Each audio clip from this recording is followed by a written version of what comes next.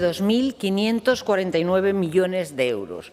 Esa es la cifra, la más alta de la historia del presupuesto de sanidad. Los centros de salud saturados, salvo los que visita el señor Lambán, que se ve que esos están vacíos. Los puntos de atención continuada se van cerrando con un lento pero constante goteo y los consultorios locales cada vez con menos días y horas de atención. Su último presupuesto, señora consejera, que demuestra olvido, lejanía en el territorio, desapego por las necesidades reales de la sociedad aragonesa, desapego por las necesidades de nuestros profesionales, falta de realismo, falta de gestión y gastos superfluos, pero sobre todo olvido de los aragoneses. 2.579 proyectos, ilusiones, necesidades, prioridades olvidadas.